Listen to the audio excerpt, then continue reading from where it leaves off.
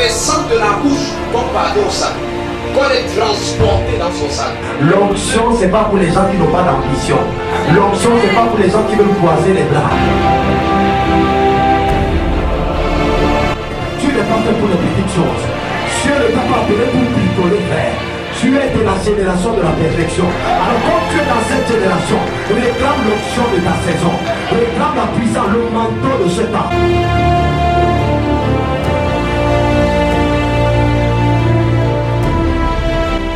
Je suis là pour dire au monde qu'il n'y a pas que Satan. Tu es capable. Parce qu'il est dans ta vie, tu ne manques de rien. Si le Fils vous a franchi, vous êtes réellement libre. Je suis ce que Dieu dit que je suis. Je suis un enfant de Dieu. Je ne suis pas possédé. Je ne suis pas maudit. Je ne suis pas captif. Je ne suis pas la propriété du diable. Je suis sorti de Dieu. Voilà ma confession.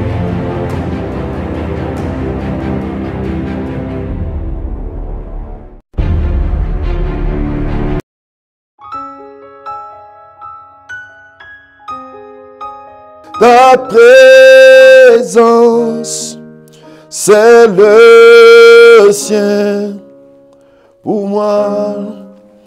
Voilà, donc Seigneur, nous te bénissons, te rendons grâce. Merci pour l'opportunité que tu nous donnes ce matin encore de pouvoir nous retrouver dans ta glorieuse présence.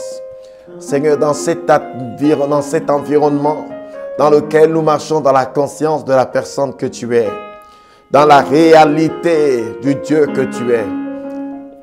Dans la réalité du Dieu que tu es. Merci beaucoup ce matin de nous donner encore cette glorieuse, cette puissante, cette belle opportunité de pouvoir te célébrer. Oh, à qui te comparerions-nous pour que tu sois son semblable? À qui te comparerions-nous pour que tu sois son pareil? Tu es le seul véritable Dieu. Tu es celui qui est, qui était et qui vient. Tu es celui dont la majesté dépasse la hauteur des cieux. Tu es celui dont le trône est élevé. Tu es le Dieu 3 fois saint. Tu es le Dieu puissant, le Dieu glorieux. Alléluia. Père, mon âme te bénit en ce moment. Mon âme te loue, Seigneur. Reçois toute la gloire. Reçois toute la gloire. Mento robo sekete. Gloire et louange à toi, Seigneur. Manto korebekete les paradouches. Alléluia, alléluia. Gloire et louange à toi, Seigneur. Gloire et louange à toi, Seigneur. Gloire et louange à toi, Père. Gloire et louange à toi. Gloire et louange à toi, Seigneur. Gloire et louange à toi, Seigneur. Amen. Donc le message d'aujourd'hui, le thème du message, c'est « Sois conscient du Dieu qui te précède et avec qui tu marches ». Le Dieu qui nous précède.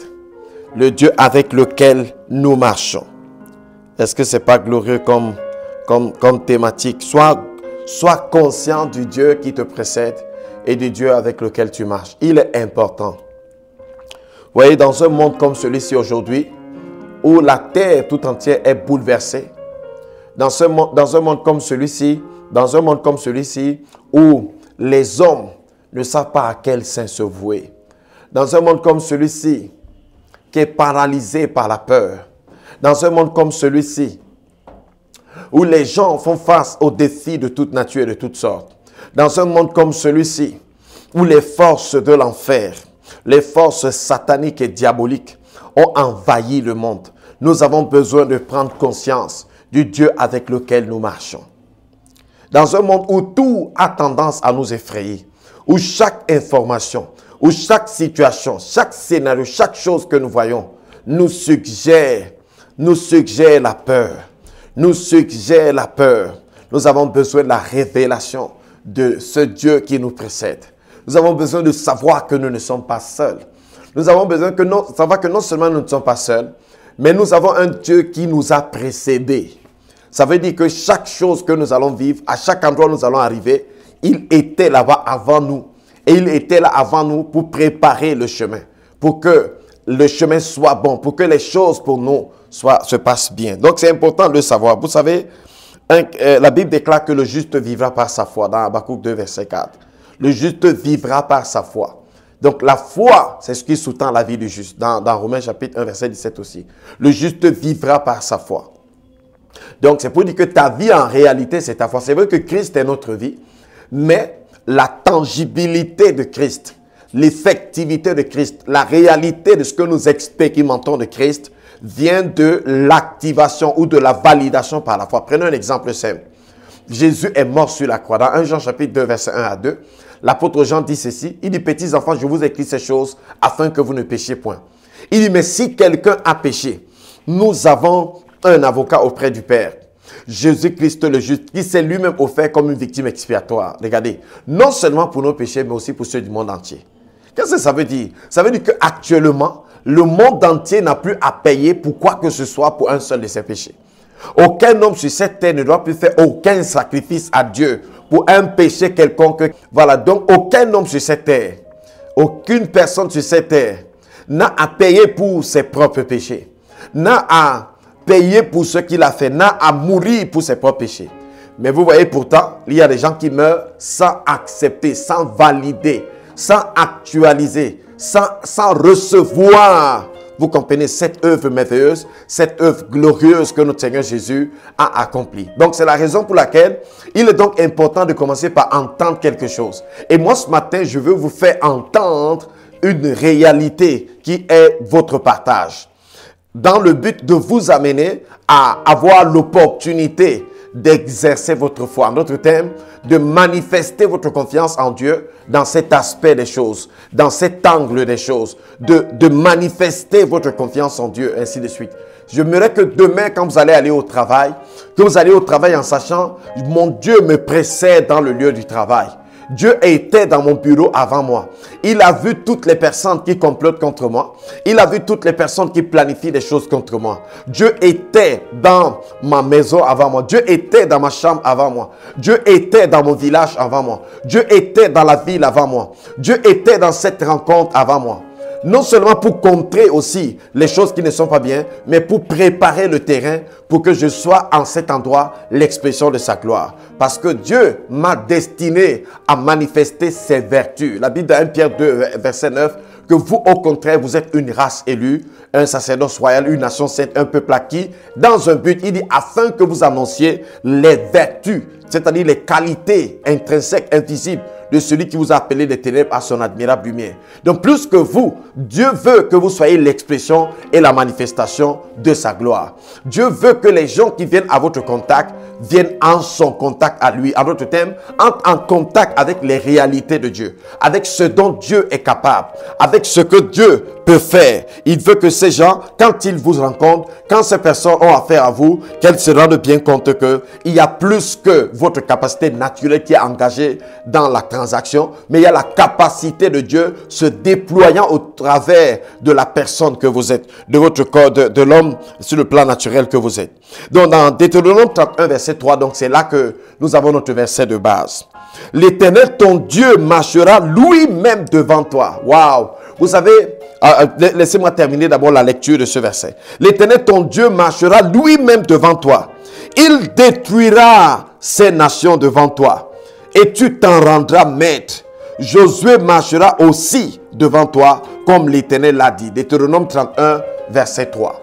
Ce verset que nous venons de lire nous montre les clés de la façon avec laquelle Dieu marche, avec laquelle Dieu opère pour accomplir des choses glorieuses avec nous et pour accomplir des choses glorieuses au travers de nous, pour accomplir des choses glorieuses au milieu de nous, pour accomplir des choses glorieuses partout où nous sommes. Alors, ici, là, je vais d'abord commencer par vous situer dans le contexte de cette parole. Il s'agit ici du livre de Deutéronome. Deutéronome, c'est la répétition de la loi.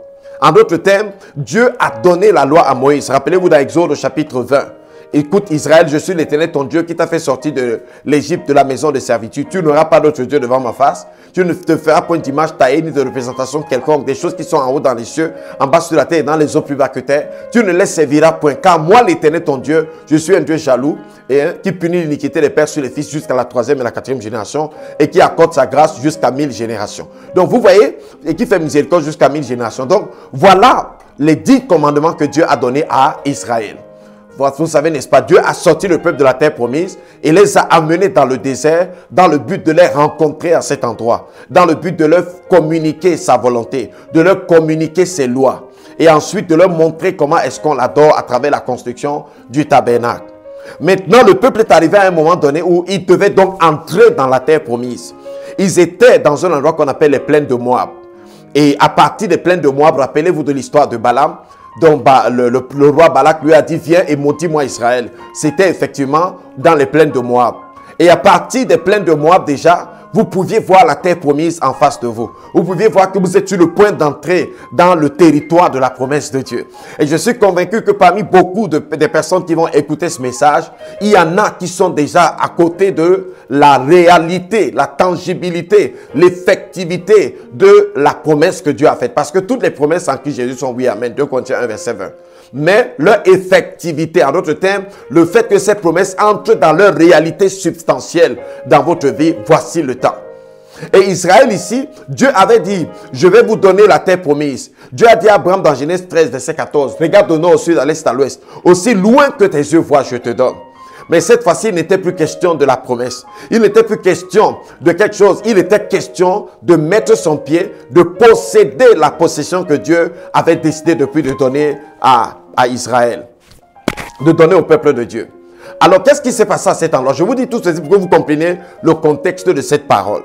N'est-ce pas? Vous comprenez pourquoi il était important pour ces personnes d'écouter ce message, de savoir que Dieu sera avec elles, de savoir que Dieu les précédera sur le chemin. Il s'agit donc ici, nous sommes là dans le livre de Deutéronome. Mais avant le livre de Deutéronome, il y a cette histoire que je viens de raconter.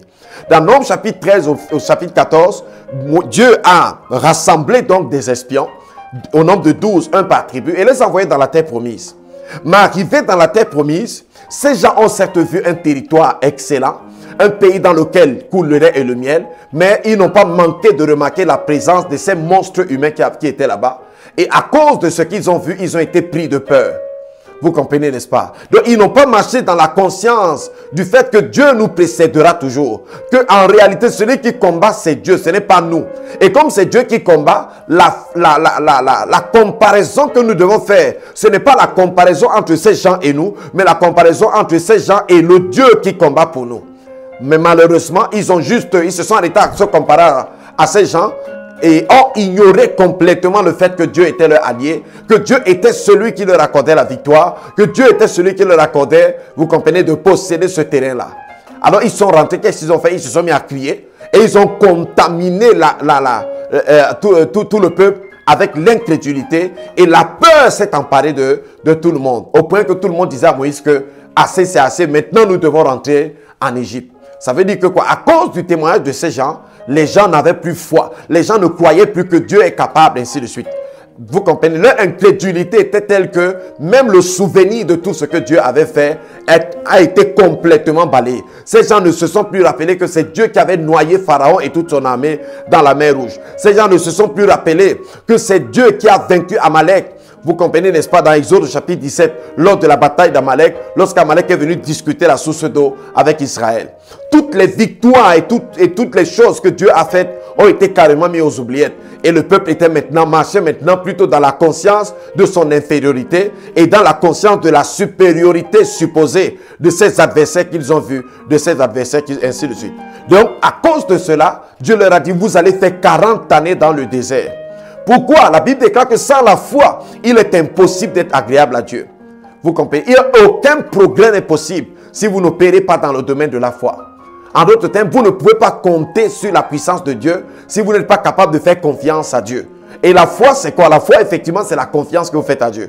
Or, le peuple a dit à Dieu, nous ne te faisons pas confiance. Nous sommes sûrs que si nous allons dans cet endroit, nous serons complètement détruits. Nous sommes sûrs que lorsque nous arriverons devant ce peuple, il ne fera de nous qu'une bouchée. Donc Moïse nous a trompés.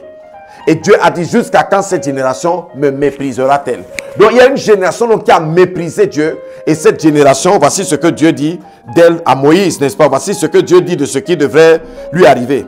Dans le livre de Nombre, chapitre 14, verset 31 à 37. Il dit, et vos petits-enfants dont vous avez dit deviendront une proie, je les y ferai entrer. Et ils connaîtront le pays que vous avez dédaigné. Vos cadavres à vous tomberont dans le désert, et vos enfants paîtront 40 années dans le désert et porteront la peine de vos infidélités jusqu'à ce que vos cadavres soient tous tombés dans le désert.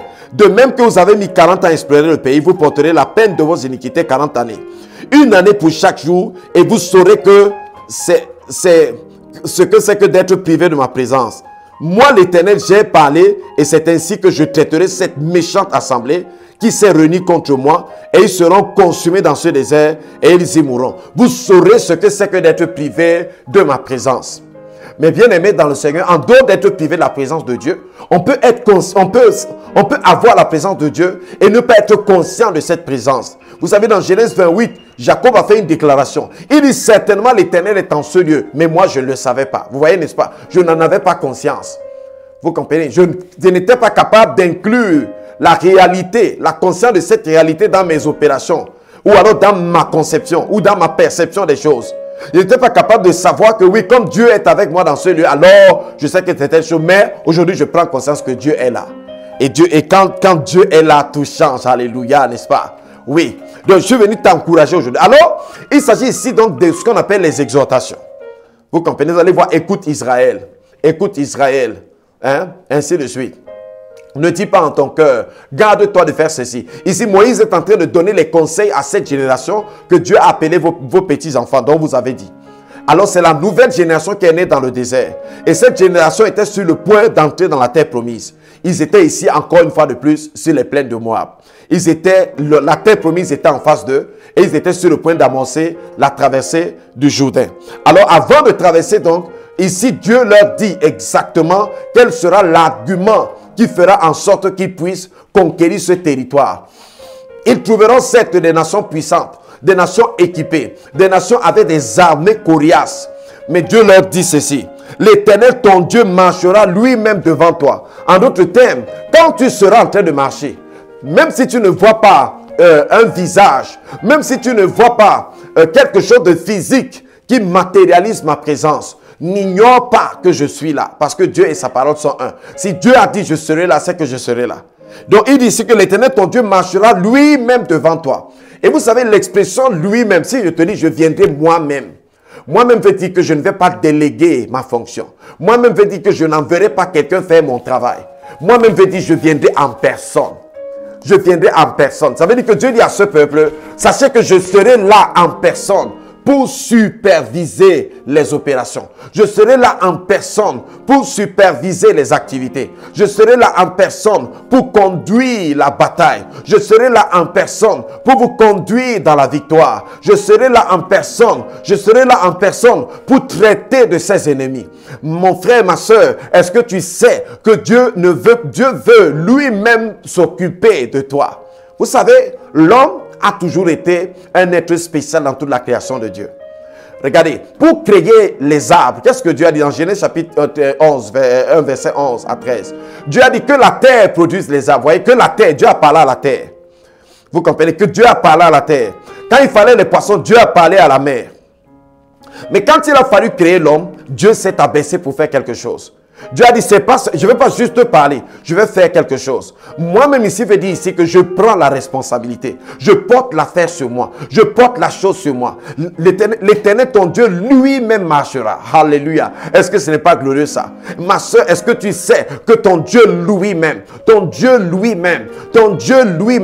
bien aimé, nous avons été tellement conscients de la présence de Satan, de la présence des sorciers, de la présence des marabouts, de la présence de toutes ces personnes qui nous veulent du mal.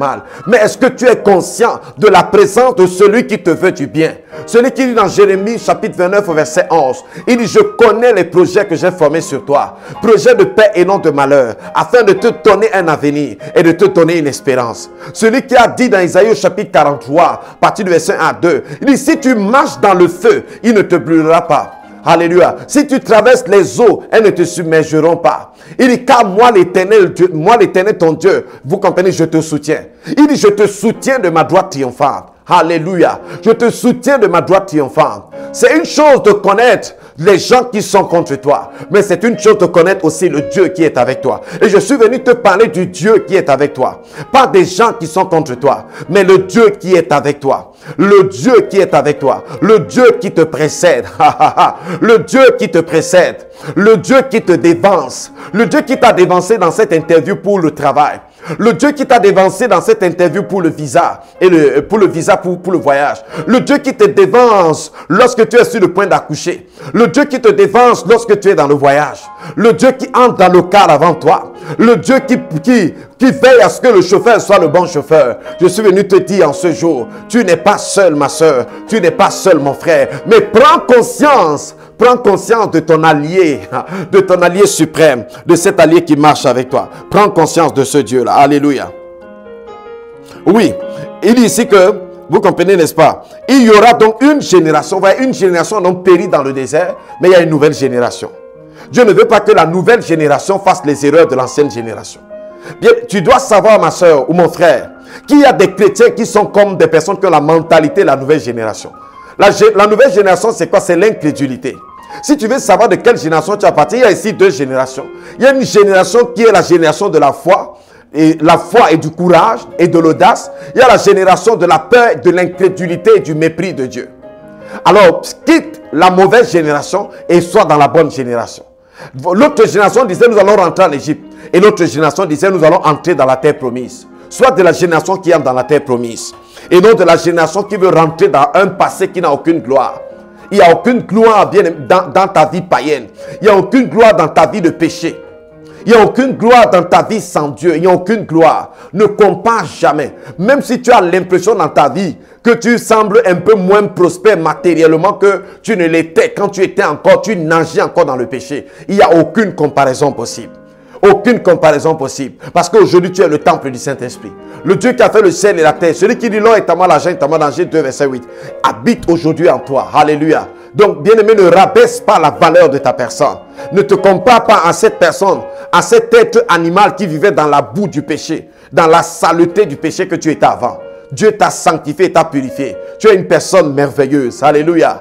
Gloire et louange à toi, Seigneur. Donc, fais partie de cette génération audacieuse qui est dans la terre promise. Mais surtout, cette génération qui a conscience de l'allié qui marche avec elle. Cette génération qui a conscience de celui-là qui a décidé de marcher avec elle. Cette génération qui a conscience de celui-là qui a dit que je vais te précéder dans le chemin. L'Éternel, ton Dieu, marchera lui-même devant toi. Devant toi veut dire que quoi? Il te précède. Devant toi veut dire que quoi? Il est à la tête de ton armée. Devant toi veut dire que quoi? Il vient avant et toi tu viens après. Devant toi veut dire que s'il y a un poison, c'est Dieu qui le traverse d'abord et toi tu viens par la suite. Et comme Dieu le traverse, il est certainement neutralisé. Ça veut dire que s'il y a un piège, Dieu passe d'abord par le piège avant que toi tu ne viennes passer. Est-ce que ce n'est pas glorieux ça? Est-ce que ce n'est pas glorieux? Bien aimé, tu vas me dire, mais si ceci était vrai, pourquoi donc les gens m'ont attaqué récemment? Je vais te dire une chose. Tout ce que tu ne crois pas de Dieu n'est pas réel pour toi. Vous comprenez? Tout ce que tu ne crois pas de Dieu n'est pas effectif, pour toi. N'entre pas dans ton effectivité. Regardez, la foi, c'est comme un interrupteur qui déclenche les réalités surnaturelles que Dieu a déjà approvisionnées pour nous. C'est pour dire que pour entrer dans la possession de ce que Dieu t'a destiné, tu dois appuyer l'interrupteur de la foi. En appuyant cet interrupteur, tu actives quelque chose. Il y a donc une différence entre deux chrétiens, vous comprenez, n'est-ce pas, qui croient la parole, et l'un croyant la parole et l'autre ne croyant pas la parole. Ils lisent la même Bible. Donc ne me dis pas que c'est parce que tu viens d'entendre, comme tu es en train d'entendre ceci, si cela était déjà donc vrai que Dieu me dévance, pourquoi telle chose m'a été faite? Si tu ne le crois pas, Dieu ne te dévance pas. Je peux te décevoir. Si tu ne le crois pas, tu vivras. Il te sera fait selon ta foi. Matthieu 8, verset 13. C'est selon ta foi qu'il te sera fait. C'est à toi de changer les choses que tu crois. Tu n'es pas obligé de continuer dans l'incrédulité. Tu n'es pas obligé de croire ce que tu croyais. Mais tu peux accepter ce matin et dire, waouh, Père, je te bénis de ce que tu marches devant moi. Je te bénis de ce que tu me précèdes. Non seulement tu habites à moi, mais tu as la capacité de marcher encore devant moi. Et tu es mon avant et mon arrière-garde. Donc derrière moi, c'est bloqué, c'est soudé comme quelqu'un a chanté. En face de moi, c'est bloqué. Vous comprenez? Il n'y a pas de possibilité d'accéder à ma personne. La Bible dit dans Colossiens 3 que ma vie est cachée avec Christ en Dieu. Je suis caché dans le lieu le plus intime de toute la création. Dans le lieu le plus secret qui soit. Je suis en Dieu lui-même. Vous savez, en Dieu, c'est plus puissant que le ciel. Hein? En Dieu, c'est plus grand que le ciel. Peut-être vous dites que le ciel est plus sécurisé. Non. Le lieu le plus sécurisé, c'est en Dieu. La Bible dit qu'au commencement, Dieu créa les cieux et la terre. Posez-vous la question. Avant les cieux et la terre, il y avait quoi? Il y avait Dieu. La Bible dit que votre vie est cachée en Dieu. Donc il y a un endroit qu'on appelle en Dieu, comme on dit en Christ, en Dieu. Votre vie est cachée avec Christ en Dieu, à l'intérieur de Dieu. Dans un lieu impénétrable, dans un lieu infranchissable, dans un lieu inattaquable, dans un lieu intouchable. Si seulement vous pouvez appuyer l'interrupteur pendant que vous écoutez ce message. Si seulement vous pouvez vous dire à partir d'aujourd'hui, je cesse de magnifier les démons. Je cesse de magnifier les sorciers. Quel que soit ce que je vis, quelle que soit la douleur que je connais, je cesse de leur donner la crédibilité qu'ils n'ont pas. Je cesse de leur donner la place qu'ils n'ont pas. La Bible dit dans Colossiens chapitre 2, versets 14 à 15, vous comprenez que Jésus a vaincu les dominations et les autorités et qu'il les a livrées publiquement en spectacle en triomphant d'elles par la croix. Bien aimé, dans certaines versions, comme la version parole courante, la Bible déclare qu'il a fait une parade d'eux dans toute la création. Qu'est-ce que ça veut dire? Ça veut dire que Jésus ne s'est pas contenté de vaincre Satan et ses démons. La Bible déclare que Jésus a pris Satan et ses démons et a fait un défilé dans toute la création et dans le monde invisible. Donc tous les anges connaissent que Jésus a vaincu Satan. Vous comprenez? Mais vous devez savoir une chose. Il existe une loi dans les tractations surnaturelles qu'on appelle la loi de la foi. Lorsque vous opérez dans la loi de la foi, l'impossible devient possible. Même Dieu n'a pas l'autorisation de vous refuser quelque chose.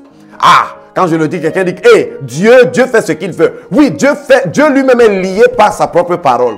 C'est Dieu qui a voulu que ce soit comme ça. C'est Dieu qui a établi cette loi. Rappelez-vous dans Matthieu chapitre 15 de la femme cananéenne. Cette femme qui est venue voir Jésus et lui a dit que ma fille a des problèmes. Ma fille est cruellement tourmentée par les démons. S'il te plaît, Jésus, viens aider ma fille. Qu'est-ce que Jésus a dit?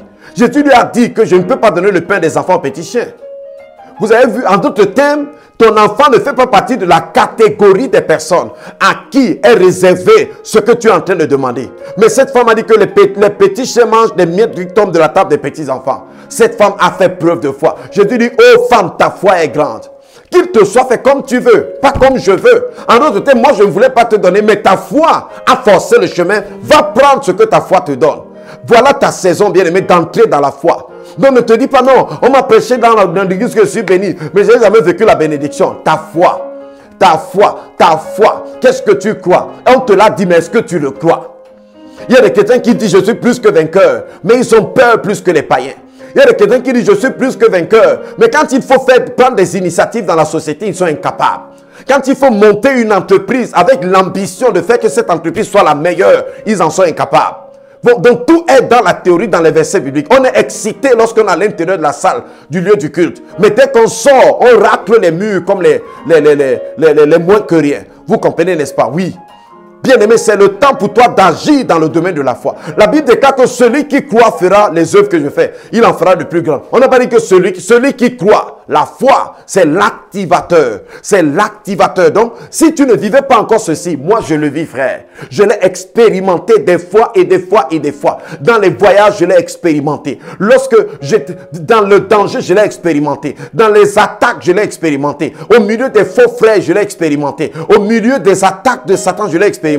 Dans ma maison, je l'ai expérimenté. Dieu précède, vous comprenez, ceux qui lui font confiance. Dieu défense ceux qui croient réellement en lui. Oui, bien-aimé, bien que tu sois chrétien, tu dois savoir que Dieu est un gentleman. Il dit, je me tiens à la porte et je frappe. En d'autres termes, je demande l'accès. Quand quelqu'un cogne une porte, ça veut dire qu'il veut qu'on lui ouvre. Vous comprenez? Sinon, la personne peut défoncer la porte. La personne peut casser la porte. Dieu, chaque réalité que Dieu présente dans la parole est un moyen que Dieu utilise pour cogner à ta porte, pour te demander l'accès. Dieu dit, je veux accéder à toi. Je veux accéder à toi. Je veux accéder à tes réalités. Vous comprenez? Maintenant, tu as la liberté. Tu as la liberté d'accepter d'ouvrir la porte ou de la laisser fermer. Mais Dieu ne la défoncera pas. Parce que Dieu, on appelle ça la courtoisie spirituelle. Dieu est courtois. C'est un gentleman. Il ne te force pas. C'est pour ça que tu peux être chrétien et tu es en train de mourir d'une maladie. Pendant qu'un autre chrétien exerce sa foi dans la guérison et vit la guérison divine. Et tu vas te dire que non, vraiment, si Dieu guérit, pourquoi je ne suis pas guéri? Si Dieu bénit, pourquoi je ne suis pas béni? Parce qu'en réalité, tu dois valider.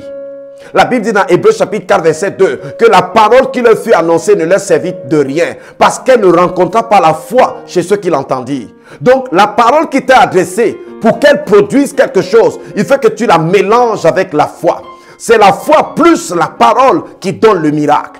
C'est la foi plus la parole qui donne, vous comprenez, n'est-ce pas, le miracle de Dieu dans ta vie. Donc, si tu mélanges ce que tu as entendu avec la foi, alors tu entres dans quelque chose. Donc, on dit ici que quoi? La parole qui leur fut annoncée, la parole t'a été annoncée, ne leur servit de rien. Est-ce que la parole te servira de quelque chose? Tu veux que la parole te serve à quelque chose, alors qu'est-ce que tu fais? Active la foi. allez, appuie l'interrupteur de la foi. Qu'est-ce que ça veut dire? Ça veut dire qu'à partir de maintenant, mets ta confiance dans ce que tu as entendu. Mets ta confiance dans ce que Dieu t'a dit, dans le Dieu qui te l'a dit. À partir de maintenant, la foi vient de ce que l'on entend. Donc on peut dire quelque part que, regardez, la parole de Dieu c'est comme un grand magasin. On dit à tout le monde, allez vous servir dans ce magasin. Mais chacun est libre de prendre ce qu'il veut. Si tu décides de ne pas prendre certaines choses, ces choses tu ne pourras pas les consommer quand tu seras sorti du magasin. Tu ne devras pas en vouloir à l'autre qui a pris ces choses et qui en profite. Le magasin est là. Il est disponible pour nous tous. Nous pouvons y entrer et nous servir. Vous comprenez, n'est-ce pas? Nous pouvons aller profiter de ces richesses extraordinaires que Dieu a disposées pour nous. Mais nous sommes aussi libres de dire que non, on va rester les bras croisés. Est-ce que tu comprends ça? Donc, valide la parole de Dieu, valide le message de Dieu et entre dans l'expérience de la gloire de Dieu. C'est pour ça que, bien aimé dans le Seigneur, la gloire de Dieu, généralement, c'est quelque chose de personnel, d'individuel. Donc, c'est pour cela que ne regarde pas les gens autour de toi. La femme à la perte de sang, la Bible déclare que quand elle a touché Jésus, Jésus a dit, qui m'a touché? Qu'est-ce que Pierre lui a répondu? Que tout le monde te presse. En d'autres termes, la femme à la perte de sang n'était pas la seule personne en train de toucher Jésus. Mais c'est la seule personne qui a touché Jésus et qui a reçu le miracle. Et Jésus lui dit, ta foi t'a sauvé. Mon message de ce matin, c'est pas sur la foi. Mon message de ce matin, c'est de te dire, sois conscient du Dieu qui te précède. Sois conscient du Dieu qui marche avec toi. Aie confiance en ce Dieu. Mets ta foi en ce Dieu. Sache que Dieu est avec toi. Même si tu vis des moments difficiles, même si tu vis des réalités qui semblent dépeindre Dieu sous un autre jour, n'accepte pas de laisser ces réalités redéfinir ce que tu crois de Dieu, ce que tu penses de Dieu, ce que tu vois de Dieu. Dieu n'a pas changé. Alléluia. Donc Dieu dit, Moïse dit dans la jeune génération que votre Dieu va vous dévancer. Votre Dieu va vous dévancer. Vous comprenez? Vous va vous dévancer. Mais il dit aussi que Josué aussi marchera avec vous. Vous avez vu ça? Donc Josué marchera aussi avec vous. Dieu l'a dit ici que je vais agir de façon directe et de façon indirecte. C'est pour dire que quoi? Josué ici, c'est le type du pasteur. Vous voyez donc que la présence du pasteur n'exclut pas l'activité de Dieu. Pourquoi? Parce que Dieu agit dans l'église, au milieu de nous, de façon médiate et de façon immédiate. Vous comprenez? Quand on dit médiate, c'est pour dire que quoi? Ça veut dire que ça passe par la médiation. Immédiate veut dire sans médiation. Quand on dit immédiatement, ça veut dire sans transition. Vous comprenez, n'est-ce pas? Sans médiation, sans quelque chose au milieu. Maintenant, ce qui est médiat, donc, c'est ce qui a un médiateur, quelque chose au milieu. Donc, parfois, Dieu agira à travers le pasteur, à travers son serviteur qu'il a établi au milieu de nous, pour nous donner des directions. Donc, ne dis pas quand l'homme de Dieu va te parler, ne dis pas que non, c'est pas, j'attends que Dieu vienne me parler lui-même. Dieu nous a dit qu'il sera lui-même au milieu de nous. Dieu dit, je serai là, mais Josué aussi marchera avec vous. Josué aussi cheminera avec vous. Josué aussi fera le chemin avec vous. Donc, Josué allait marcher avec le peuple pendant que, vous comprenez dans le Seigneur, le bien-aimé dans le Seigneur, pendant que Dieu lui-même sera aussi en train de marcher avec son peuple, n'est-ce pas? Oui. Donc, c'est ce qui allait se passer. Les deux, vous comprenez, vont marcher avec le peuple. Donc, Dieu dit au peuple, soyez conscients de cela. Soyez conscients de cela. Soyez conscients de cela. Soyez conscients de cela. Soyez conscients de cela. Alléluia, alléluia. Donc Josué va marcher avec vous, mais Dieu sera lui-même là. Il ne faut pas seulement être conscient de la présence de Josué. Sois conscient de la présence de Dieu. Il ne faut pas seulement être conscient de la présence de Dieu. Sois aussi conscient de la présence. Ne méprise pas Josué. Vous comprenez, n'est-ce pas? Ne méprise pas Josué. Josué sera là, comme Moïse était là. Mais de l'autre côté, Dieu lui-même sera là. Dieu dit, moi-même je serai là. Je vais superviser les opérations. C'est la raison pour laquelle, avant que la conquête de la terre promise ne commence, qu'est-ce que Dieu a fait? Dieu dans Josué chapitre 5 est apparu à Josué. Et avec une épée à la main. Vous voyez un peu? Parce que l'image ici c'était quoi? L'image ici c'était de dire à Josué, regarde, je suis le grand guerrier. C'est moi qui vais mener les batailles. C'est moi qui vais conduire la guerre. Vous voyez ça, laissez-moi vous trouver ce passage dans Josué chapitre 5, n'est-ce pas? Voilà, donc Dieu, avant que Josué n'aille, vous avez vu, Josué avait besoin d'une révélation particulière, d'une révélation spéciale. Il avait besoin de connaître Dieu aussi, de rencontrer Dieu aussi. C'est vrai, il avait vu Dieu en action à travers Moïse. Mais Dieu a voulu que Josué, en tant que leader, ait aussi lui-même une expérience. Vous comprenez, n'est-ce pas? Dans Josué chapitre 5, verset 13. Comme Josué était près de Jéricho, il leva les yeux et regarda. Et voici un homme se tenait debout devant lui, son épée nue dans la main. Il alla vers lui et lui dit, es-tu des nôtres ou de nos ennemis? Il répondit, non, mais je suis le chef de l'armée de l'Éternel. J'arrive maintenant. Josué tomba visage contre terre et se prosternait et lui dit, vous avez vu ça? Je suis le chef de l'armée de l'Éternel. Hein? Josué donc se prosterna et lui dit, qu'est-ce que mon Seigneur dit à son serviteur? Et le chef de l'armée de l'Éternel dit à Josué, ôte tes souliers de tes pieds, car le lieu sur lequel tu te tiens est saint. Et Josué fit ainsi. Rappelez-vous, lorsque Dieu s'est révélé à Moïse, il lui a dit d'ôter ses souliers de ses pieds. Vous avez vu? Dieu ici, regardez, le peuple est en train d'aller en guerre, mais Dieu dit, moi-même, regardez, je suis au milieu de vous. J'ai mon épée là. Je suis là avec mon épée. Je suis là avec mon épée. Donc vous n'aurez pas à combattre tout seul. Je suis le guerrier principal de mon armée. Moi-même, je vais conduire la guerre. Moi-même, je vais piloter la guerre. Est-ce que ce n'est pas glorieux de savoir que je ne suis pas seul? De savoir que vous n'êtes pas seul. De savoir que vous ne marchez pas seul. Que votre Dieu tient l'épée. Que votre Dieu tient l'épée. Et que c'est lui qui mène les combats. Et que c'est lui qui dirige les opérations. Donc, vous avez vu ce qui s'est passé, n'est-ce pas? Donc, Dieu est apparu à Josué pour lui dire que Josué, je suis présent au milieu de vous. Je suis présent avec vous. Vous comprenez, n'est-ce pas? Voilà, donc il ne faut pas seulement qu'on voit le pasteur. Quand tu entres à l'église de dimanche, sache qu'au-delà du pasteur qui est en train de prêcher là, Dieu lui-même est là, Il est là pourquoi? Parce que la parole qui sera prêchée, ce n'est pas la parole du pasteur, c'est la parole de Dieu. Et Dieu veille sur sa parole pour l'accomplir. Dieu veille à ce que sa parole ait du sens dans les oreilles de son peuple. Que sa parole entre dans la réalité, l'expérience des membres de son peuple. Alors, vous comprenez ça? Donc, ne sois conscient de ces deux réalités. Dieu dit, Josué lui-même marchera avec toi. Josué lui-même marchera avec toi. Moi aussi, je marcherai avec toi. Donc, il y aura une compagnie qui marchera avec toi. Dans le psaume 108, verset 13, quand Dieu marche, quand Dieu nous dévance, qu'est-ce que la présence de Dieu signifie? La présence de Dieu est synonyme de quoi? La présence de Dieu représente quoi? La Bible dit dans le psaume 108, verset 13, qu'avec Dieu, nous ferons des exploits. Vous avez vu ça? Ça veut donc dire que quand Dieu est associé dans les opérations, quand Dieu te précède dans les opérations, les exploits sont ton partage. Les exploits sont ton partage. L'une des plus grandes révélations de cette fin des temps, c'est la révélation de la présence de Dieu. La Bible dit dans Daniel 11, verset 32, qu'il séduira par des flatteries les traîtres de l'alliance. La Bible parle ici de qui? De l'homme du péché. Vous comprenez? Vous savez que la Bible dans 1 Thessaloniciens chapitre 2, verset 2 à verset 7, que le mystère de l'iniquité agit déjà. Mais il faut seulement que celui qui le retient ait disparu. Vous comprenez, n'est-ce pas? Oui, le mystère du péché est déjà en activité dans le monde. Il faut que celui qui le retient ait disparu. Et la Bible déclare qu'il séduira par les séductions les traîtres de l'alliance. Donc il y aura une grande séduction, vous comprenez, n'est-ce pas? Il y aura un grand mouvement de tromperie dans le monde. Mais la Bible déclare que ceux du peuple, ceux adjectifs démonstratifs, ceux du peuple qui connaîtront, pardon, pronom démonstratif. Vous comprenez? Ceux du peuple qui connaîtront leur Dieu. Ceux du peuple qui connaîtront leur Dieu agiront avec fermeté. Ils feront des grands exploits. C'est ce que certaines versions de la Bible disent. Ceux du peuple qui connaîtront leur Dieu feront des exploits. Vous avez vu ça? Avec Dieu, nous ferons des exploits. Ceux du peuple qui connaîtront leur Dieu feront des exploits. Alors, qu'est-ce que ça veut dire? Ça veut dire qu'il ne suffit pas juste que Dieu soit là. Il faut connaître le Dieu qui est là. Il faut marcher dans la conscience du Dieu qui est là. Il faut marcher dans la réalité du Dieu qui est là. Ceux du peuple qui connaîtront leur Dieu. Malheureusement, beaucoup de chrétiens sont conduits par la peur. Beaucoup de chrétiens tremblent devant Satan. Quand on parle des Illuminati, du nouvel ordre mondial et toutes ces choses, on a tellement abreuvé beaucoup de personnes. Beaucoup de personnes ont bu tellement de ce message qu'aujourd'hui, l'esprit de beaucoup est paralysé par la peur. Vous comprenez ça? Donc, vous devez savoir une chose. Bien-aimés dans le Seigneur, le temps ne change pas Dieu. Dans Malachie 3, verset 6, Dieu dit, je suis l'Éternel, je ne change pas. Notre Dieu ne change pas. Dans Hébreux 13, verset 8, la Bible dit de Jésus qu'il est le même hier, aujourd'hui, éternellement. Donc notre Dieu ne change pas.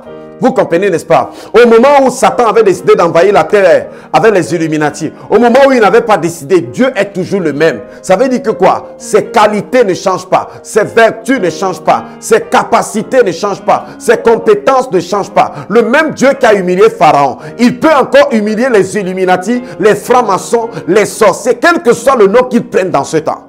C'est pour ça que pasteur, prêchons la foi et non la peur. Prêchons l'audace et non, bien-aimé, prêchons. C'est vrai que quand je parle de prêcher la foi, c'est tout ça. Prêchons la foi et non la peur aux gens. Prêchons l'amour de Dieu et non la peur de Dieu aux gens. Et non la peur de Dieu aux gens. Même l'enlèvement, le fait de penser à l'enlèvement ne doit pas mettre les chrétiens dans la peur. Vous comprenez, n'est-ce pas? Ne doit pas mettre les chrétiens dans la psychose, dans la panique. comme si, comme Jésus revient là, ce sera un autre Jésus et non le Jésus qui les a aimés en allant à la croix. Non, c'est le Jésus qui est mort pour toi. Et celui que tu aimes de tout ton cœur, faut comprendre, pour lequel tu vas prêcher l'évangile partout, pour lequel tu mènes une vie de sanctification, pour lequel tu vis une vie à part, vous comprenez, pour lequel tu as dédié toute ton existence, parce que tu as fait confiance en ses paroles. Ce Jésus-là, il ne peut pas te laisser. Bien-aimé, la confusion ne vient pas de Dieu. Dans Jean chapitre 8, verset 12, Jésus dit, je suis la lumière du monde. Il dit, celui qui me suit ne marchera pas dans les ténèbres. Le mot ténèbres, ça vient du mot hébreu shoshek, qui veut dire obscurité, confusion, calamité. Celui qui me suit, c'est du mot grec, pardon. Vous comprenez ça? Donc, celui qui me suit ne connaîtra pas l'obscurité, ne connaîtra pas la calamité, ne connaîtra pas la destruction, ne connaîtra pas la confusion. La confusion n'est pas ton partage. Celui qui me suit ne connaîtra pas la confusion. Si tu es dans la confusion, c'est l'une des preuves que tu t'es égaré en suivant Jésus. En d'autres termes, tu n'as plus Jésus dans ton viseur. Tu n'as plus Jésus dans ta perspective au-devant de toi. Celui qui me suit ne marchera pas dans les ténèbres. Ceux du peuple qui connaîtront leur Dieu, ils feront de grands exploits. Est-ce que tu veux faire des grands exploits? Il faut connaître Dieu. J'ai appris des gens dire à l'église que non, si l'église est dans la défaite, c'est parce que l'église ne connaît pas les profondeurs de Satan. Non, bien-aimé dans le Seigneur. La Bible n'enseigne pas les profondeurs de Satan. La Bible fait allusion à Satan. La Bible parle de Satan parce qu'il est l'ennemi du dessein de Dieu. Et il y a une littérature abondante, mais Satan n'est pas la thématique centrale de la parole. La thématique centrale de la parole, c'est notre Dieu. La vie éternelle, c'est qu'il te connaisse. La vie de Dieu, c'est la connaissance de Dieu. C'est qu'il te connaisse, toi, le seul vrai Dieu. Et celui que tu as envoyé, Jésus-Christ. C'est ça la vie éternelle. C'est ça la vie de Dieu. Elle est fondée sur le principe de la connaissance de Dieu. Vous comprenez ça? Oui. Bien aimé, est-ce que vous savez que dans l'éternité, la seule chose qui fera que la vie, vous comprenez, n'est-ce pas, vaille la peine d'être vécue, c'est la connaissance de Dieu. Peut-être vous ne le savez pas. Aujourd'hui, vous faites déjà cette expérience qu'on appelle l'économie de la connaissance. Chaque fois qu'on découvre une nouvelle application, les possibilités nouvelles s'ouvrent au monde, n'est-ce pas? Oui, la révélation de Dieu sera la connaissance suprême dans l'éternité, qui introduira les hommes dans la réalité et dans l'effectivité chaque jour de ce que Dieu est. Et dans l'expérience de la gloire de ce grand Dieu-là. Alléluia, alléluia. Donc, bien-aimé dans le Seigneur, cherche à connaître ton Dieu. Connais ton Dieu. Connais ton Dieu. Connais le Dieu de ta vie. Connais le Dieu, alléluia, le Dieu qui est présenté dans les Écritures. Oui, tu ne peux pas connaître Dieu et avoir peur. Si tu as peur, c'est que tu ne connais pas Dieu. Tu comprends, n'est-ce pas? Si tu as peur, c'est que tu n'es pas dans le domaine de la foi. C'est que tu es dans le domaine de l'incrédulité. Et tu dois questionner les choses que tu as entendues. Parce que les messages de la parole de Dieu, c'est comme une nourriture. Ça fait la bonne nourriture, ça fait une nourriture empoisonnée. Soit ça empoisonne ton esprit, et soit, bien aimé, ça donne la vie à ton esprit. Parce que la Bible déclare que l'homme ne vit pas de pain seulement, mais de toute parole qui sort de la bouche de Dieu. Donc si ce n'est pas une parole qui est sortie de la bouche de Dieu qui t'a nourri, alors c'est clair qu'à l'intérieur de toi, tu seras empoisonné dans ton esprit. Mais tu peux le savoir. Fais un diagnostic. Est-ce que tu as peur? Est-ce que tu vis dans la peur? Est-ce que tu vis dans l'incertitude? Est-ce que tu vis dans l'incrédulité? Sache que ce n'est pas le message de Dieu qui est entendu. Si tu as entendu le message de Dieu, venant du Saint-Esprit, le Saint-Esprit ne peut pas te parler et tu doutes de ta filiation avec Dieu.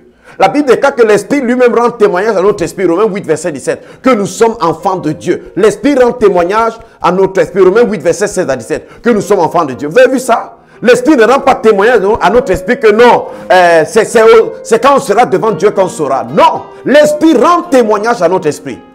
Donc l'Esprit de Dieu ne vient pas te mettre dans le doute. Il vient te mettre dans la confirmation. Il vient te rassurer à l'intérieur de toi qu'au-delà de ton expérience naturelle, au-delà de ce que tu vois autour de toi, il y a quelque chose qui s'est produit à l'intérieur de toi.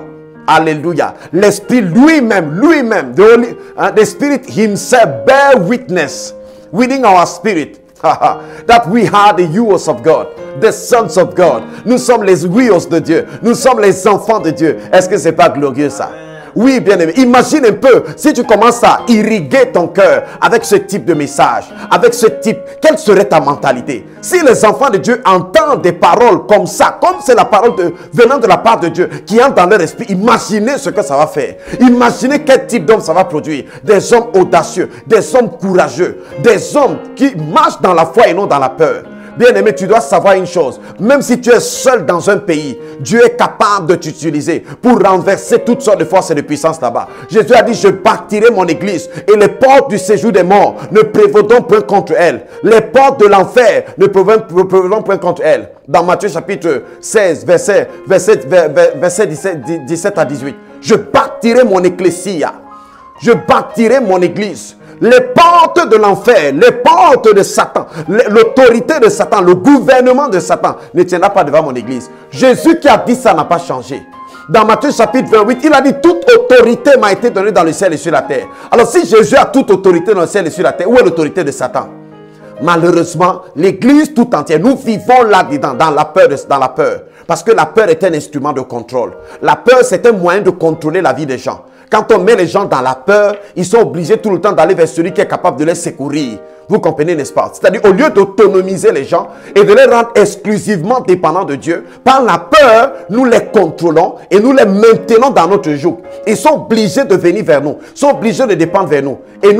Et nous sapons ainsi, bien aimé, la beauté et la magnificence de ce que Christ a accompli. Parce que lorsqu'il était sur la croix, la Bible déclare que le voile du temple a été déchiré de haut en bas. Pour que plus jamais il n'y ait pas d'intermédiaire entre Dieu et les hommes. Le pasteur, vous comprenez, est un instrument de Dieu auprès de toi. Il n'est pas l'intermédiaire entre Dieu et toi. Il n'est pas celui que Dieu a placé au milieu. Parce que Dieu n'a plus d'intermédiaire. Même Jésus n'est pas notre intermédiaire. Il est notre intercesseur. Il dit dans Jean chapitre 16, il dit que je ne prierai plus le Père pour vous, parce que le Père lui-même vous aime. Le Père lui-même vous aime. Vous comprenez ça? Oui. Pourquoi? Parce que Jésus nous a donné de nous tenir là où lui-même se tient pour faire l'intercession. Il est revenu au Père et nous a menés dans le Fils pour que nous ayons la position du Fils. Est-ce que c'est pas glorieux ça? Donc nous pouvons lui parler, bien-aimé. Nous pouvons lui parler. Nous avons accès auprès du Père. Accès auprès du Père directement dans la foi. Je n'ai pas à avoir peur. Vous n'avez pas à avoir peur. Dieu vous précède. Dieu marche avec toi. Mon frère, ma soeur, je ne sais pas dans quelle situation ce message te trouve, ou ce message va te trouver. Mais pour nous ici, nous savons que Dieu nous précède, que Dieu marche avec nous. Alléluia. Je vais te dire quelque chose. Ta force vient de ta capacité à croire en la capacité de Dieu pour toi. Parce qu'en réalité, c'est Dieu qui fait ce que tu vis. C'est lui qui accomplit pour toi ce que tu es censé expérimenter. C'est ce que Isaïe dit au chapitre 26 de son livre. Vous comprenez, n'est-ce pas? Oui, Dieu n'a pas décidé de te laisser te débrouiller tout seul. Il dit ici que moi-même, je vais marcher devant vous. Il dit Dieu lui-même marchera devant vous. Dieu lui-même, il n'enverra pas son ange. Il ne se fera pas représenter par un archange. Dieu lui-même marchera. Lui-même marchera. Oh, quel honneur de savoir que Dieu lui-même marche. Alléluia. Dieu lui-même marche. Regardez Ésaïe 26, verset 11. Il dit, Éternel, ta main est puissante. Ils ne l'aperçoivent pas. Ils verront ton zèle pour ton peuple. Ésaïe 26, verset 11. Ils verront ton zèle pour ton peuple. Bien-aimé, Dieu est zélé pour son peuple. Le synonyme du mot zèle, c'est quoi? Jaloux. Ça veut dire que Dieu ne veut pas partager son peuple avec quelqu'un. Dieu ne veut même pas que quelqu'un touche son peuple. Vous avez déjà vu comment un homme qui est amoureux de sa femme protège sa femme. Vous avez déjà vu comment un homme qui est amoureux de sa femme ne veut même pas. Oui, Dieu est jaloux. Dieu, oh bien-aimé, regardez. Ils verront ton zèle pour ton peuple et ils seront confus. La confusion n'est pas censée être ton partage. La confusion est censée être le partage de tes ennemis. Le partage de ceux qui ont décidé de défier Dieu dans ta vie. De défier ce que Dieu a fait de toi. Ceux qui ont décidé de se liguer contre toi en oubliant que tu n'étais pas seul. Oui, la confusion n'est pas ton partage. Ma soeur, lève-toi. Mon frère, lève-toi. Alléluia. Tu sais un grand Dieu. Alléluia. C'est le temps de le célébrer. C'est le temps de le louer. C'est le temps de dire, Seigneur, mon âme te bénit. Mon âme te loue. J'ai un grand Dieu. J'ai un Dieu puissant. J'ai un Dieu vivant. Oui. Et ce Dieu me précède. Ce Dieu marche devant moi. Je ne suis pas seul. Quand quelqu'un te menace, oh, tu fais comme Dieu. Dans le psaume 2, la Bible déclare que celui qui est dans les cieux. Terminons d'abord Isaïe 26, verset 11. Éternel, ta main est puissante. Vous voyez ça? Ils ne l'aperçoivent pas. Ils verront ton zèle pour le peuple. Et ils seront confus. Le feu consumera tes ennemis. Voilà ce que Dieu veut faire à tes ennemis. Il veut les consumer. Le feu consumera tes ennemis. Verset 12. Éternel, tu nous donnes la paix. Vous avez vu? Nous n'avons pas la paix parce que nous l'avons fabriquée. Éternel, tu nous donnes la paix. Jésus dit dans Jean 16, je vous donne ma paix. Et je ne vous la donne pas comme le monde la donne. Vous avez vu? Dieu parle le même langage. Éternel, tu nous donnes la paix. Regardez. Car tout ce que nous faisons, c'est toi qui l'accomplis pour nous. Vous avez vu? C'est Dieu qui accomplit pour nous ce que nous faisons. Ce n'est donc pas nous-mêmes. Vous comprenez? Nous sommes juste comme des supports. Mais c'est Dieu qui utilise ce support pour accomplir sa volonté glorieuse. Éternel, tu nous donnes la paix. Car tout ce que nous faisons, pas une partie de ce que nous faisons, c'est toi qui l'accomplis pour nous. Ésaïe 26, verset 12. Tout ce que nous faisons, bien-aimé dans le Seigneur, apprends à te reposer en Dieu. Apprends à compter sur le Seigneur. Apprends à t'appuyer sur la puissance de Dieu dans ta vie. Tout ce que nous faisons, tout ce que nous faisons. Waouh! Vous comprenez? Et quel est l'interrupteur? C'est la foi. Chaque fois que tu fais confiance à Dieu par rapport à quelque chose, sa capacité devient ta capacité. Sa puissance devient ta puissance. Dans Ephésiens chapitre 3, la Bible dit à celui qui peut faire par la puissance qui agit en nous. Vous avez vu ça? Il peut faire par la puissance qui agit en nous infiniment au-delà. Mais j'aimerais que tu saches une chose. À celui qui peut faire, c'est lui qui peut faire. Il peut le faire, bien-aimé. Ton Dieu te dévancera. Il te dévancera, bien-aimé. Il te dévancera. Est-ce que ce n'est pas glorieux ça? Ton Dieu te dévancera. Je suis content de savoir que Dieu m'a dévancé. Dans chaque pays où je vais, Dieu m'a dévancé. Dieu m'a dévancé. Et quand il me dévance, ce n'est pas que je suis à des distances de lui. La Bible dit dans Psaume 23, l'Éternel est mon berger, je ne manquerai de rien. Quand le berger marche devant, les brebis suivent en arrière. Je suis sa brebis. Il me conduit dans les verts pâturages. Il cherche pour moi des pâturages verts. Ça veut dire que quand c'est sec partout, il veille à ce que j'ai des pâturages. Il me dirige près des eaux qui sont paisibles. Il ne me dirige pas vers les eaux troublées. Il restaure mon âme. Il connaît tout ce que les gens m'ont fait. Il connaît toutes ces choses. Alléluia. Voilà ce dont est capable celui qui me précède, celui qui me dévance. Quand je marche dans la vallée de l'ombre de la mort, je ne crains aucun mal. Alléluia. Je ne crains aucun mal. Pourquoi? Je suis bien accompagné. Je connais celui qui marche avec moi. Paul dit dans 2 Corinthiens 1, verset 2, 2 Timothée 1, verset 12. Je sais en qui j'ai cru. Je sais en qui j'ai cru. Il a la puissance. Il a la capacité de garder mon dépôt jusqu'à ce jour-là. Il a la capacité de me préserver. Il a la capacité de me garder. Il a la capacité de veiller sur mon âme jusqu'à ce jour-là. Je sais en qui j'ai cru. Est-ce que tu sais en qui tu as cru? Est-ce que tu sais en qui tu as cru? Est-ce que tu le connais tellement que malgré l'opposition de Satan, malgré l'adversité, malgré les œuvres du diable, ta confiance en lui est sans faille? Alléluia. Est-ce que tu crois tellement en lui que tu es comme Paul et Silas qui étaient dans la prison, dans Actes chapitre 16 au verset 25. Ils étaient en train de chanter les louanges de Dieu alors qu'on les avait enchaînés, alors qu'on les avait bâillonnés, parce qu'ils avaient dépassé la réalité du monde naturel. Ils voyaient Dieu au-delà de leurs circonstances. Ils voyaient Dieu au-delà de leur expérience. Ils voyaient Dieu au-delà de ce qu'ils vivaient, au-delà de ce qu'ils expérimentaient. Est-ce que c'est comme ça que toi aussi tu vois Dieu? Est-ce que tu le vois au-delà? Ou alors ton Dieu est puissant quand tout marche bien et il est impuissant quand tout ne marche plus bien? Tu es content de le célébrer quand tes affaires marchent. Lorsqu'elles ne marchent plus, tu ne le célèbres pas. Non, bien-aimé. Célèbre-le en tout temps. Alléluia. La Bible dit de rendre grâce en toutes choses, car c'est à notre égard la volonté de Dieu. Dans 1 Thessaloniciens 5, à partir du verset 17 à 21. Rendez grâce en toutes choses, pas en certaines choses. Rends-lui grâce, ma soeur. Rends-lui grâce, mon frère. Célèbre ce Dieu. Alléluia. C'est lui qui a le dernier mot. Comme quelqu'un l'a chanté. Il a le dernier mot. Il a le dernier mot. Est-ce que tu comprends ça? Il a le dernier mot. Manto korebekete. Il a le dernier mot, frère. Il a le dernier mot, frère. Non, avec Dieu, nous ferons des exploits. Avec Dieu, nous ferons des exploits. Bien-aimé dans le Seigneur, dans Romains 8, verset 31, l'apôtre Paul déclare: que dirons-nous donc à l'égard de ces choses? Si Dieu est pour nous, qui sera contre nous? Qui sera contre nous ici? Ne veut pas dire qu'il n'y aura pas de gens contre nous. Qui sera contre nous veut dire ici que quelle est la qualité de celui-là qui ose se tenir contre nous? Vous comprenez, n'est-ce pas? Et remporter la victoire. Quelle est la qualité? Quelle est la qualité de celui-là qui tiendra contre nous et avoir le dessus? Puisque Dieu est pour nous.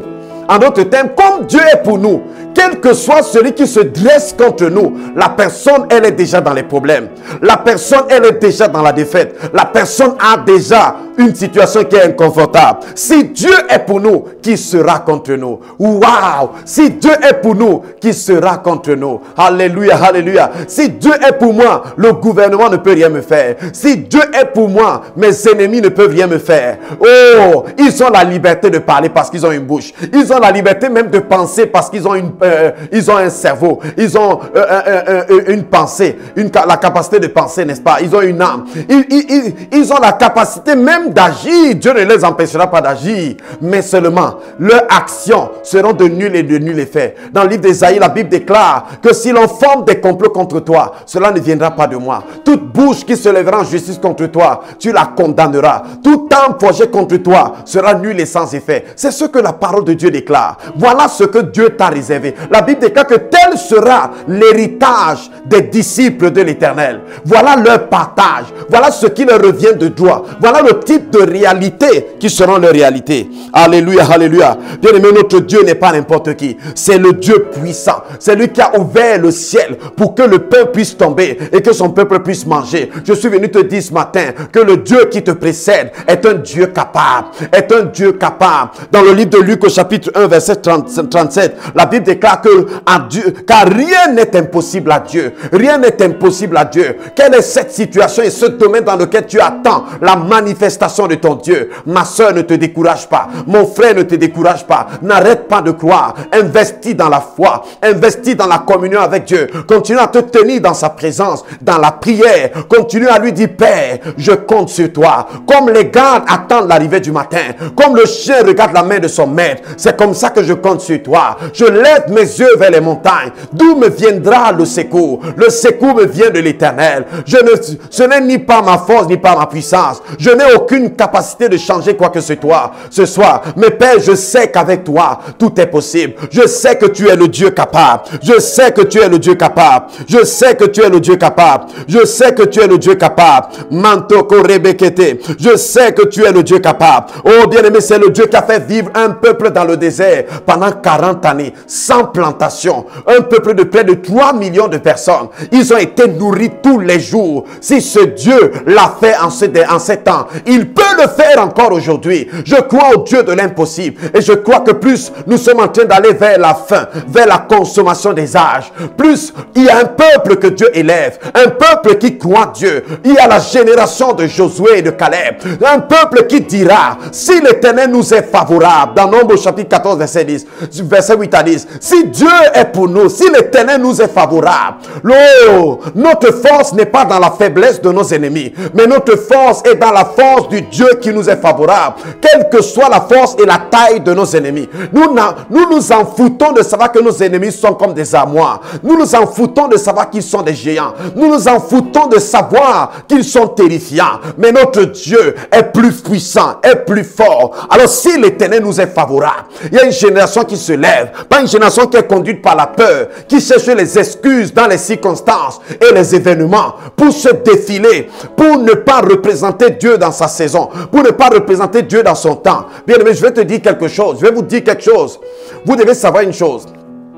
Pour nous, c'est comme si l'expression suprême de la foi, c'est dans nos moments de culte. C'est-à-dire que quand nous sommes à l'église, on se rassemble à l'intérieur de l'église. Voilà nos moments les plus exaltants de la foi. Bien aimé, ce n'est pas pour ça que Jésus est mort. Avant que Jésus ne vienne, les gens se rassemblaient dans les synagogues. Les gens se rassemblaient dans le temple. Mais quand Jésus est venu, la Bible dit dans Acte 10, verset 38, vous connaissez la grâce de notre Seigneur Jésus, de Jésus-Christ de Nazareth, qui allait de lieu en lieu. Vous avez vu ça? Jésus a transporté Dieu de lieu en lieu. Dieu veut que lorsque tu vas dans ton lieu de travail, que sa gloire et sa présence se manifestent à cet endroit parce que tu es là. Dieu veut que lorsque tu vas, je ne sais pas, dans ton lieu de commerce, dans ton lieu des affaires, vous comprenez, n'est-ce pas? Chaque enfant de Dieu doit transporter Dieu partout où il va. Ce n'est pas que les gens attendent dimanche ou le jour de culte pour venir alors là où il y a Dieu. Non, le Dieu là habite en toi. Dans Jean 17, 22, Jésus dit: Père, je leur ai donné la gloire que tu m'as donnée, afin qu'ils soient un, eux en moi, moi en toi, afin qu'ils soient parfaitement un, afin que le monde sache que tu m'as envoyé. En d'autres termes, que tu les as envoyés aussi. Pourquoi? Parce qu'on voit que ce que je faisais, c'est ce que eux aussi sont en train de faire. Il y a une génération qui se lève, bien-aimés. Bien-aimés, ne soyez pas découragés. Satan a son agenda, mais notre Dieu aussi a son agenda. Satan est en train de préparer ses fils et ses filles. Il est en train de planter le décor pour l'avènement de son antéchrist. Mais la Bible déclare aussi que la création attend la révélation des fils de Dieu. Il y a des hommes et des femmes dans cette génération qui vont faire confiance en ce Dieu. Et c'est pour ça que Dieu m'a dit cette année d'encourager l'église, d'encourager son peuple, de donner les arguments à l'église, de ne pas marcher dans la peur, de ne pas marcher dans l'incrédulité. L'église doit évoluer dans la foi. Alléluia. Bien aimé, et il n'y a pas de foi qui n'est pas testée. C'est dans les épreuves et les difficultés qu'on voit la véracité, l'authenticité et la puissance de notre foi. Donc c'est dans une saison comme celle-ci, dans un temps comme celui-ci, que notre foi doit être démontrée. Alors, bien aimé, je vais relire ce verset. Dieu lui-même va te précéder. Dieu lui-même va marcher devant toi. Alléluia. Et oh, il dit, l'Éternel, ton Dieu, c'est ton Dieu. Lui-même marchera devant toi. Il détruira ces nations devant toi. Alléluia. Il ne dit pas que tu les détruiras. Il dit que l'Éternel lui-même détruira ces nations devant toi. Oui. Et tu t'en rendras maître. Tu t'en rendras maître. Dieu t'appelle à être maître des nations plus grandes et plus puissantes que toi. Oui. Ton Dieu est plus puissant que tous les sorciers qu'il y a dans ton entreprise, que tous les satanistes qu'il y a dans ton entreprise. N'aie même pas une petite goutte de peur. N'aie peur d'aucun homme, mon frère. N'aie peur d'aucune femme, ma soeur. L'église de Dieu doit être forte. Nous devons être forts. Les temps arrivent dans le monde où seules les personnes qui étaient fermes en Dieu, la foi de beaucoup de personnes sera éprouvée. Vous avez vu au temps de Daniel, n'est-ce pas? Le roi a fait monter une statue et il a promulgué une loi. Quiconque n'adore pas cette statue sera jeté dans le feu. Bientôt des lois comme ça vont venir. Quiconque ne se fait pas vacciner, quiconque ne fait pas telle chose, sera aussi jeté quelque part dans un camp, sera isolé. On le traitera de fou, on le traitera de débile, on fera telle et telle chose pour lui. Bien aimé, à ce moment-là, nous aurons besoin de la foi de Daniel. Des hommes et des femmes qui se tiennent pour Dieu, vous comprenez, au milieu de la tourmente, qui savent que leur Dieu est le Dieu suprême. Vous comprenez, n'est-ce pas? Et quand ces gens ont bravé l'ordre du roi, qu'est-ce que le roi a dit? Il a dit, serviteur du Dieu suprême. C'est Nebuchadnezzar qui a reconnu que ce Dieu est suprême. Bien aimé, il y a des situations qui arrivent et le but de ces situations, c'est de créer le contexte pour que la suprématie de Dieu soit exprimée au travers de ta vie. N'oubliez pas, Dieu a toujours voulu que son peuple soit un peuple qui a la supériorité. Dans Deutéronome 28 au verset 2, il dit, verset 1 à 2, il dit que je te donnerai la supériorité sur toutes les nations de la terre. Waouh, est-ce que c'est pas glorieux? Alléluia. Seigneur, nous te bénissons ce matin. Nous voulons te rendre grâce, nous voulons te dire merci. Nous voulons te célébrer parce que tu es le Dieu qui nous précède. Tu es le Dieu qui nous précède dans nos défis. Tu es le Dieu qui nous précède dans nos combats. Tu es le Dieu qui nous précède dans nos activités. Tu es le Dieu qui nous précède dans nos entreprises. Tu es le Dieu qui nous précède partout où nous sommes, Seigneur. Partout où nous allons. Seigneur, en cette matinée, je me tiens dans la foi avec ma soeur, avec mon frère qui passe par les moments difficiles. Et je déclare, je commande au nom de Jésus à toute force adverse, à toute puissance inique, à toute puissance satanique et diabolique, ce qui veut frustrer le dessein de Dieu dans la vie de tes enfants. Je les commande de libérer au nom de Jésus. Seigneur, au nom de Jésus de Nazareth. Père, comme le psalmiste dit dans le psaume 68, Dieu, lève-toi et que tes ennemis se dispersent. Et que tes ennemis dans la vie de ma soeur se dispersent. Et que tes ennemis dans la vie de ton peuple se dispersent. Lève-toi, Père, et que tes ennemis se dispersent. Lève-toi et que tes ennemis se dispersent, Père. Alléluia. In the name of Jesus.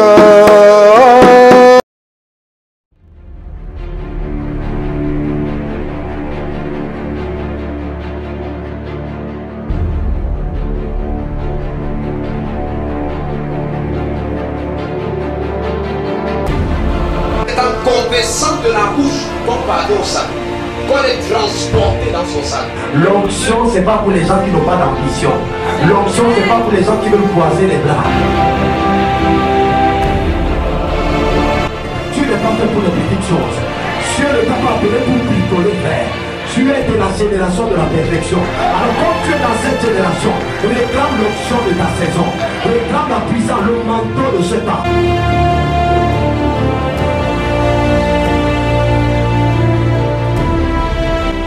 Je suis là pour dire au monde qu'il n'y a pas que Satan.